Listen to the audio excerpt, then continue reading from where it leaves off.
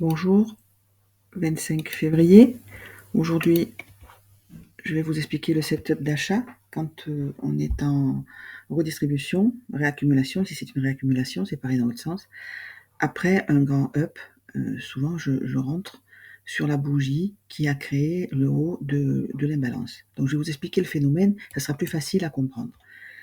Le marché va toujours chercher le SL. Les SL des gens en attente, des gens qui sont déjà rentrés. Donc là, nous sommes haussiers.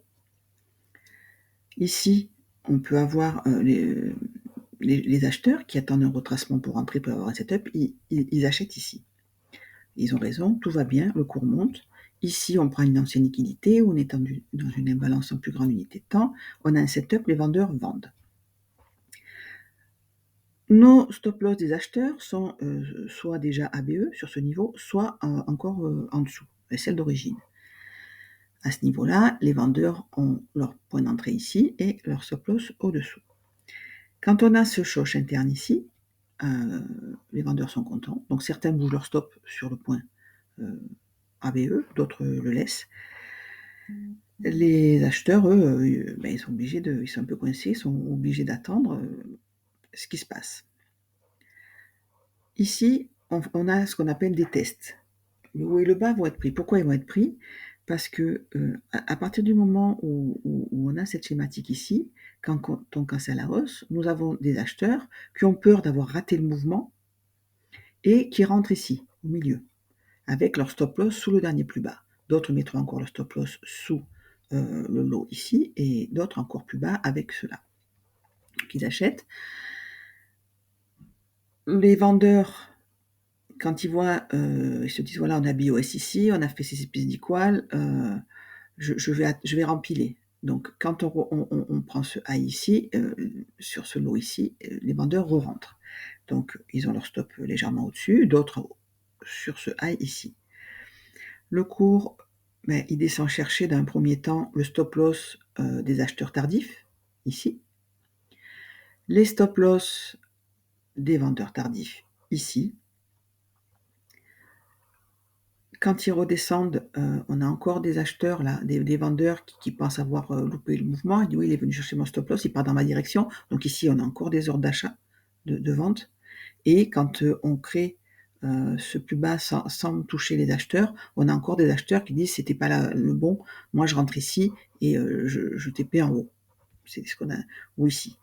Donc là, on a des ordres, on a beaucoup d'ordres d'achat encore et de vente. Le cours, il monte, il balaye tous les vendeurs qui ont vendu ici, on pense avoir raté le mouvement. Il vient chercher les BE, il vient chercher leur stop-loss. On a là le reversal et on vient chercher tous les acheteurs qui sont rentrés tardivement ici et ceux qui sont rentrés ici précoces, ainsi que ceux qui ont laissé les stops d'origine. Et à ce moment-là, qu'est-ce qui reste? Il reste ceux qui ont vendu ici, parce qu'on a pris cette liquidité avec des stops au-dessus. Donc on peut viser, quand on a un reversal ici en dessous de ce lot, on peut viser ce haut ici. Ça, c'est une ligne de liquidité, il y a de l'argent, et elle fait partie des formes de liquidité qu'on peut avoir. Je vais vous les montrer.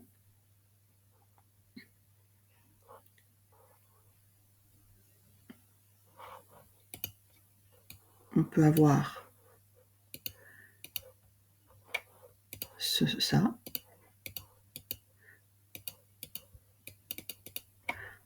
Elles peuvent prendre cette forme-là. On fait d'abord un haut, après on part.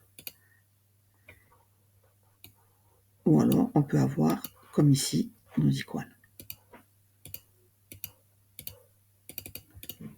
Voilà pour la liquidité en haut. Et en bas, c'est l'inverse, évidemment.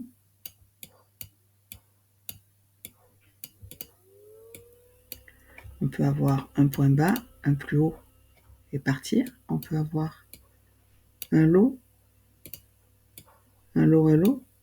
et partir.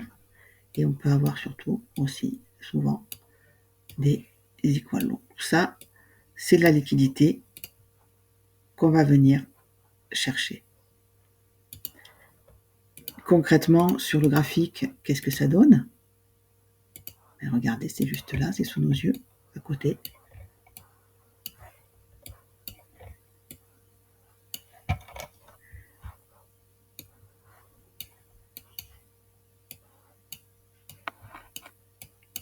On a ici notre lot, avec après cette hausse, vous voyez, on fait cette mèche, la bougie d'après ouvre au niveau de clôture, redescend dans la mèche, il y a des acheteurs ici, avec leur stop loss en dessous.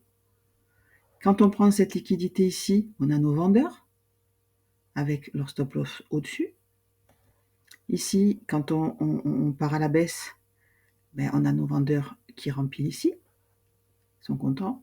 Par contre, quand on recasse à la hausse, c'est nos acheteurs qui sont contents. On vient prendre tous les stops ici. Toute cette thématique se fait et quand on va chercher le stop loss des acheteurs ici, nous, c'est là que ça nous intéresse d'acheter. Donc, ça, c'est une grande unité de temps. On attend une schématique, mais c'est pareil. Quand ce lot ici est pris, on surveille l'imbalance. On peut même tracer l'équilibrium de l'imbalance. Ici.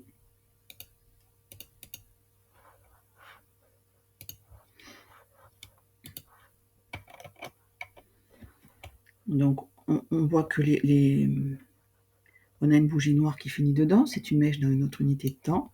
On a notre choche à la hausse.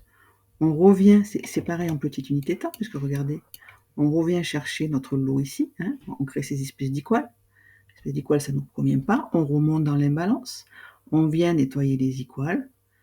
On revient sur notre niveau ici.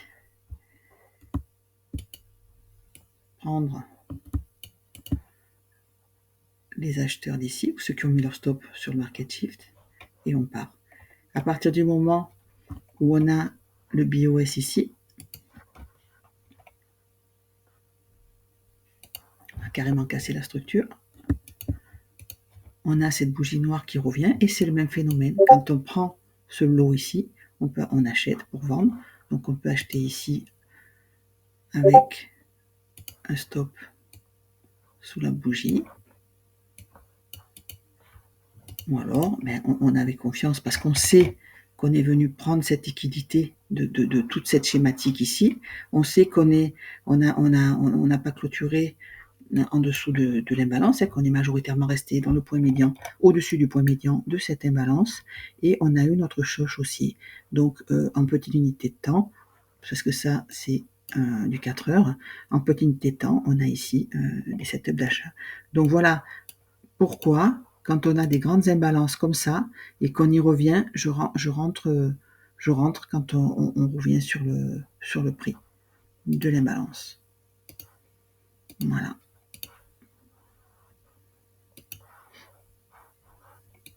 Vous voyez, le cours s'en va.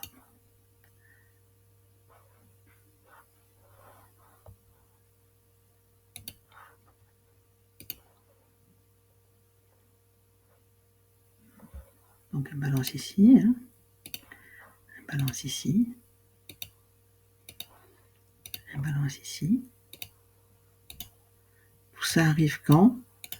Après une schématique, après notre analyse. C'est pour ça que l'analyse en grande unité de temps est nécessaire. Je vais juste après faire une vidéo sur la nécessité des fractales, c'est-à-dire d'avoir plusieurs unités de temps pour les analyses. Une fois qu'on a réagi dans cette imbalance et cassé à la hausse, tendance hors de la fourchette. Notre fourchette de départ, on sait qu'on a tout nettoyé ici. On est venu faire le travail